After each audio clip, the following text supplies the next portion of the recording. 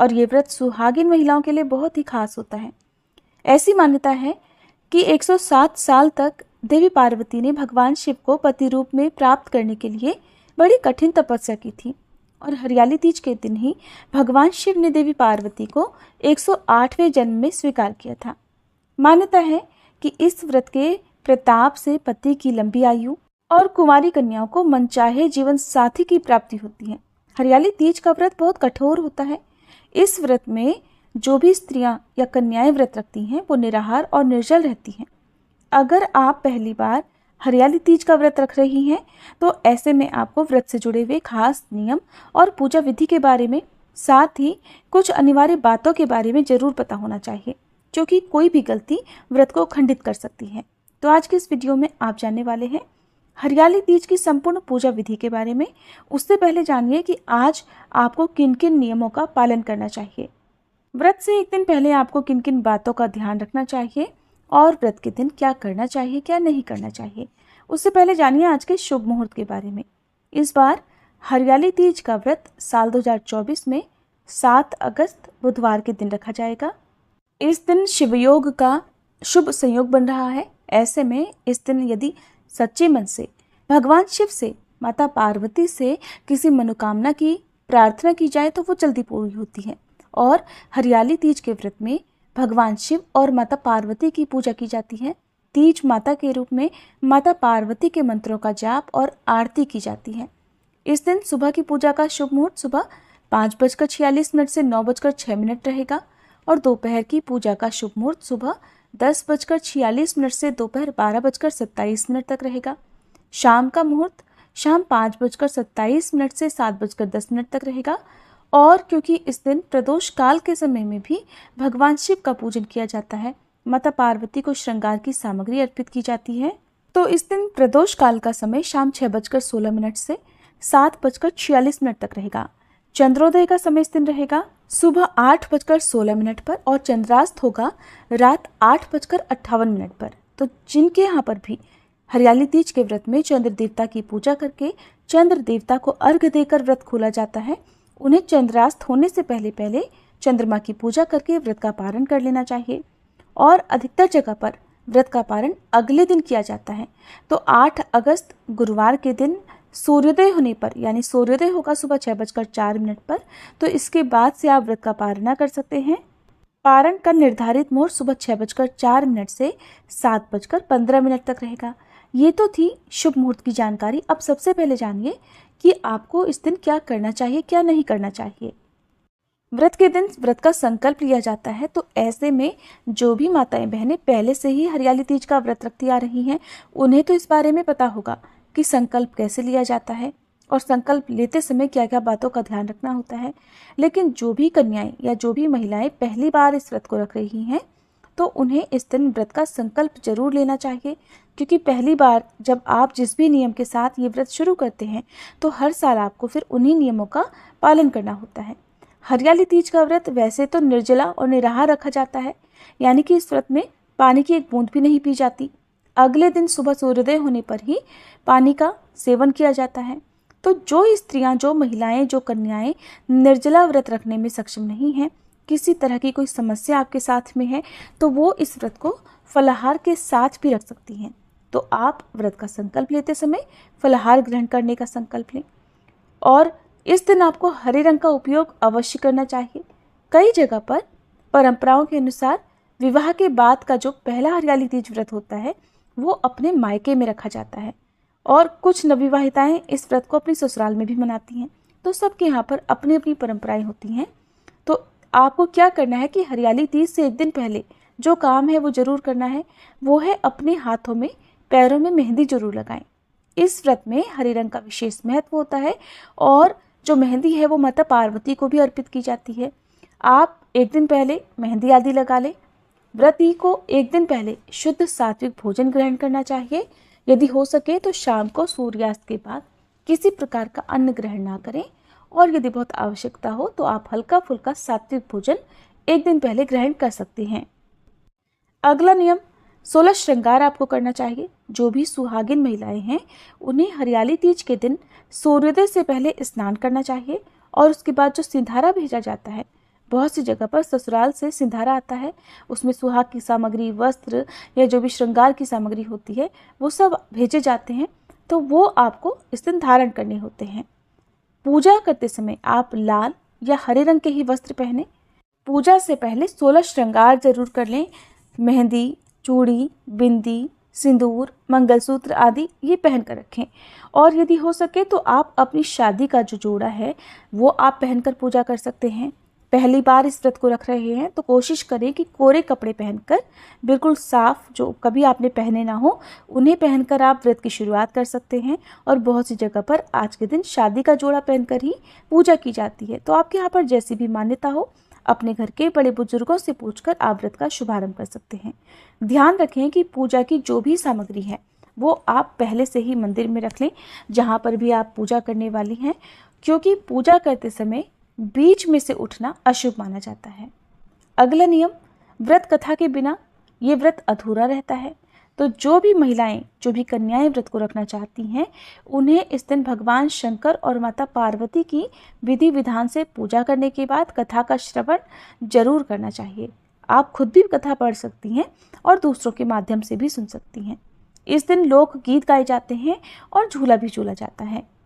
सुहाग पिटारे का दान किया जाता है। हरियाली तीज व्रत में सुहागिन महिलाएं पूजा करने के बाद माता पार्वती को चढ़ाया हुआ सिंदूर अपनी मांग में जरूर भरें, पति की लंबी आयु की कामना करें।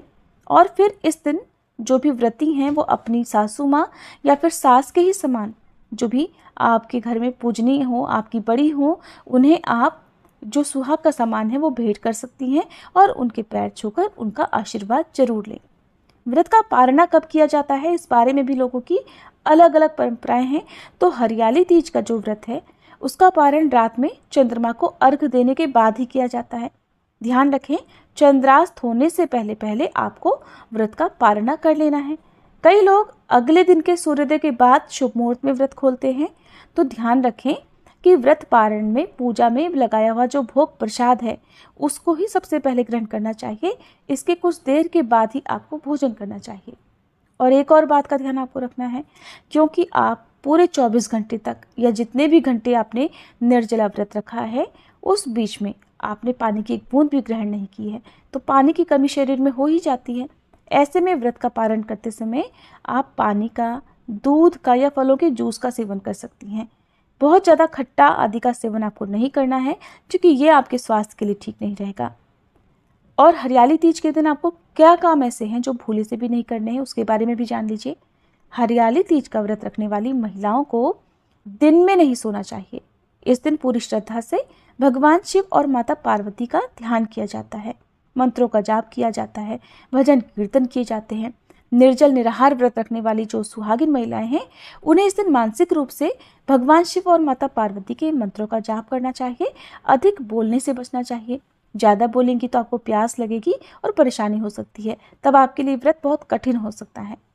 और यदि कोई महिला जिन्होंने ये व्रत रखा है, कोई कुमारी कन्या जिन्होंने भी ये व्रत रखा है, उनके साथ कोई भी शारीरिक समस्या है, जो भी बीमार महिलाएं हैं या गर्भवती महिलाएं अगर इस व्रत को रख रही हैं, तो उनके लिए दिन में सोने वाला जो नियम है वो मान्य नहीं होता है। ऐसी महिलाएं दिन के समय आराम कर सकती हैं और बहुत आवश्यकता हो तो दिन के समय सो भी सकती हैं, इससे भी दोष नहीं लगता है।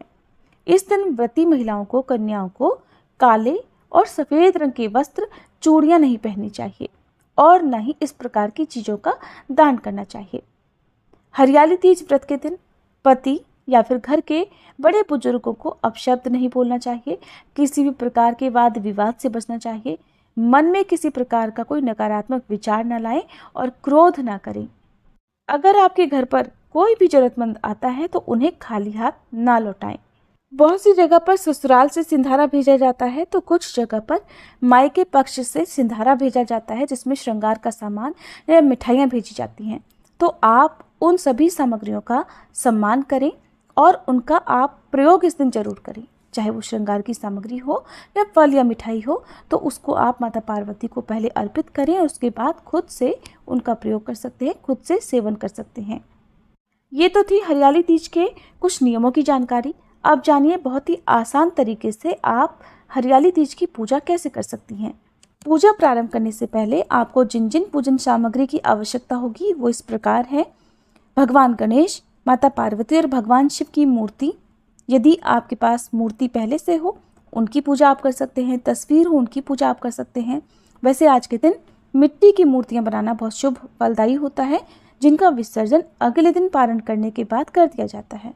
मिट्टी का कलश, क्योंकि कलश की स्थापना करने से सभी शुभ शक्तियों का वास हो जाता है और पूजा सफल होने की संभावना बहुत अधिक होती है। पूजा करने के लिए चौकी चाहिए। चौकी पर बिछाने के लिए लाल या पीला वस्त्र या हरा वस्त्र आपको चाहिए। कलश के ऊपर बहुत से लोग नारियल की स्थापना भी करते हैं। नारियल पानी वाला होना चाहिए और यदि आप नारियल ना रखना चाहें तो ये आपके लिए एक ऑप्शन भी है। 16 श्रृंगार की सामग्री, जिसमें माता पार्वती को आपको जो भी श्रृंगार अर्पित करना होता है उसे आप अच्छे से चेक कर लें, कोई भी सामान खंडित ना हो। माता पार्वती को ओढ़ाने के लिए लाल चुनरी या साड़ी वगैरह, और भगवान शिव को अर्पित करने के लिए जनेऊ या वस्त्र। भगवान गणेश जी को भी आप जनेऊ अर्पित करें।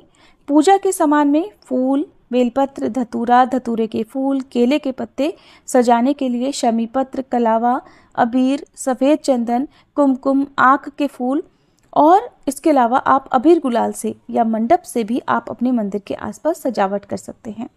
तांबे या पीतल के लोटे में आपको जल भरकर रखना है।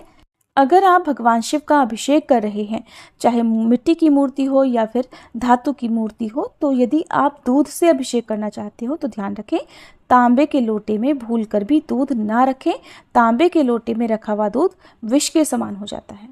मौसमी फल आपको चाहिए। गाय का घी चाहिए। गाय का घी ना हो तो तिल के तेल का प्रयोग भी आप कर सकते हैं।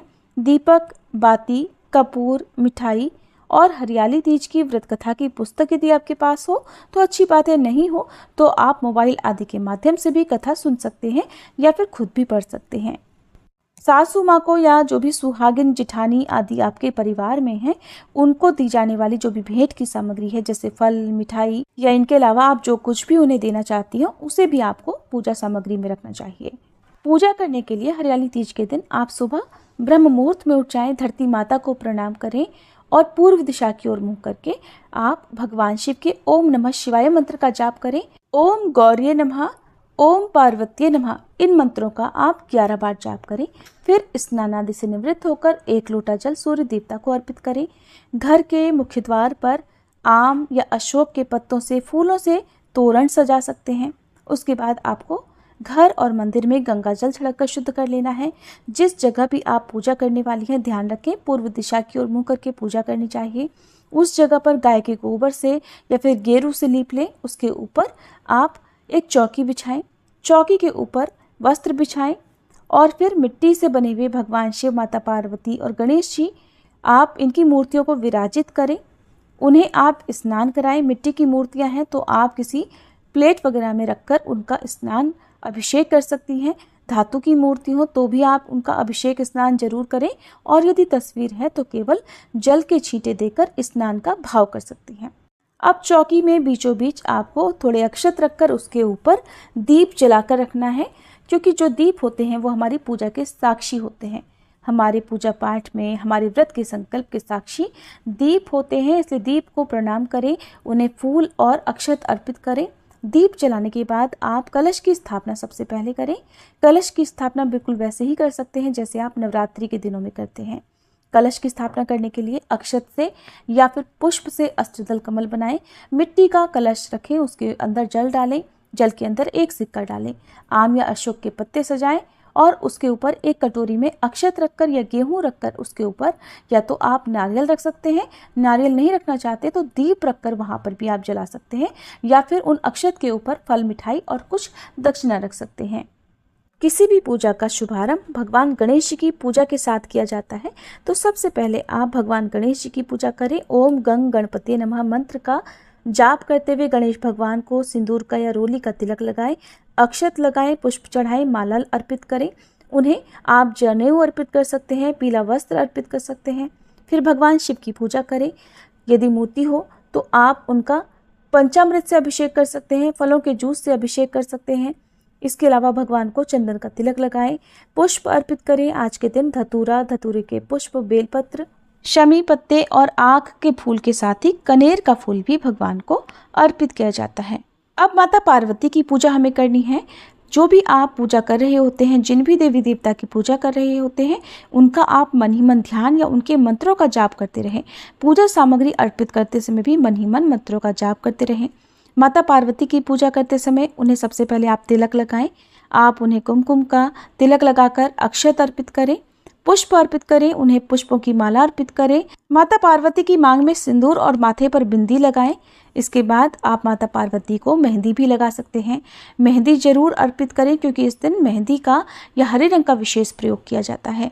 और फिर माता पार्वती का अच्छे से श्रृंगार करके, जैसे काजल, मेहंदी, चूड़ी, बिंदी आदि माता को अर्पित करने के बाद आप एक अलग से थाली में सुहाग का सारा सामान जरूर रख लें, जिसे आपको माता पार्वती को भेंट पे देना होता है। और एक अलग थाली में जो भी वायना निकाला जाता है उसे भी आप जरूर रख लें। कोई भी सामान बीच में ना भूलें, कोई भी विधि बीच में ना भूलें। पूजा करने के बाद मंदिर में आप दक्षिणा चढ़ाएं और फिर हाथ में पुष्प लेकर, अक्षत लेकर व्रत की कथा पढ़े सुने।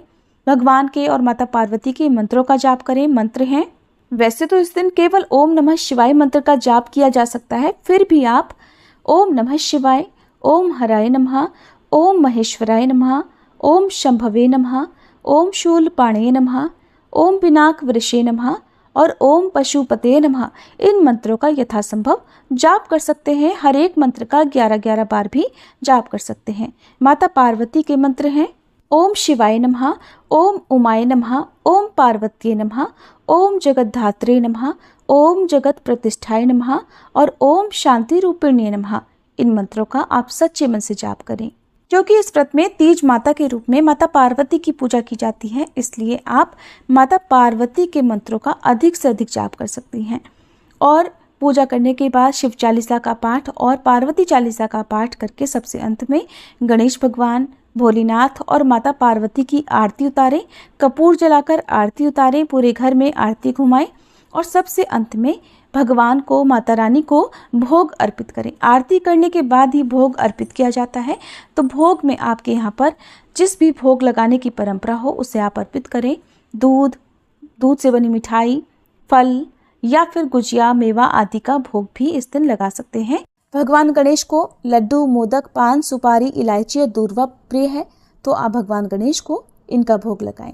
पूजा करने के बाद अपने घर के बड़े बुजुर्गों के पैर छूकर उनका आशीर्वाद लें। आपके यहाँ पर जिस समय भी हरियाली तीज की मुख्य पूजा की जाती है, आप उस समय विधि विधान से इस प्रकार पूजा करें और सुबह आप साधारण विधि से पूजा करके आप व्रत का संकल्प लेकर भी व्रत प्रारंभ कर सकती हैं। रात के समय पूजा करने के बाद 1 लोटा जल भरकर रखें, उसमें आप अक्षत, पुष्प डालें, शक्कर डालें या मिश्री डालें और उसके बाद चंद्र देवता को अर्घ दें। धूप दीप जलाकर चंद्र देवता की आरती उतारें और उसके बाद आप प्रसाद ग्रहण करके व्रत का पारण, यदि इस समय किया जाता हो आपके यहाँ पर, तो व्रत का पारणा कर सकती हैं। ध्यान रखें कि व्रत का पारणा करने से पहले माता पार्वती से आपको सुहाग लेना होता है। जो भी सुहागिन महिलाएं हैं तो उन्हें सुहाग की सभी सामग्री माता पार्वती से लेनी चाहिए। कुंवारी कन्याएं माता पार्वती से श्रृंगार की कुछ सामग्री जैसे चूड़ी, बिंदी या फिर मेहंदी आदि, काजल आदि ले सकती हैं। पूजा करते समय सिर ढका हुआ हो और जो भी सुहागिन महिलाएं हैं वो सिर ढकते समय अपने दाहिने तरफ के पल्लू से माता पार्वती के चरण स्पर्श करें और फिर आप अपनी तर्जनी उंगली के बराबर वाली अनामिका जो उंगली होती है उससे माता पार्वती को 7 बार सिंदूर लगाएं और उसी सिंदूर को 7 बार अपनी मांग में लगाकर अपने पति की लंबी आयु की कामना करें। और उसके बाद जो भी श्रृंगार की सामग्री आपने माता पार्वती को अर्पित की हुई है उनमें से कुछ अपने लिए रख सकती हैं, बाकी का दान आप मंदिर में ब्राह्मणी को दे सकती हैं या फिर आप इनका दान अपने परिवार में ही सासू माँ या जो भी जिठानी आदि जिनको भी आप पायना देना चाहती हैं उन्हें दे सकती हैं। पारण करने से पहले पूजा जरूर करें और उसके बाद जल पीकर, दूध, फल आदि का सेवन करके व्रत का पारणा किया जाता है और फिर आप जो भी चौकी आदि आपने लगाई है उसका विसर्जन कर दिया जाता है। जो भी मूर्तियां हैं जो आपने मिट्टी की बनाई हुई हैं उनका विसर्जन आप बहते जल में कर सकती हैं। ऐसी सुविधा ना हो तो घर में भी किसी खाली गमले में, किसी खाली बर्तन में जल भरकर रखें, उसमें सभी मूर्तियों को श्रद्धा पूर्वक रख दें और उसके ऊपर अक्षत और पुष्प डालकर फिर उनका विसर्जन कर सकती हैं। विसर्जन करने से पहले हाथ जोड़कर क्षमा याचना जरूर करें ताकि कोई भी गलती यदि आपसे हुई हो तो उसका दोष आपको ना लगे। जो भी माताएं बहनें इस बार पीरियड्स के कारण खुद से पूजा ना कर पाई हों, वो अपने घर में अपने पति से या अपने परिवार के किसी सुहागिन महिला से पूजा करवा सकती हैं और उन्हीं के माध्यम से व्रत का पारणा कर सकती हैं। खुद से आपको किसी भी पूजन सामग्री को नहीं छूना चाहिए।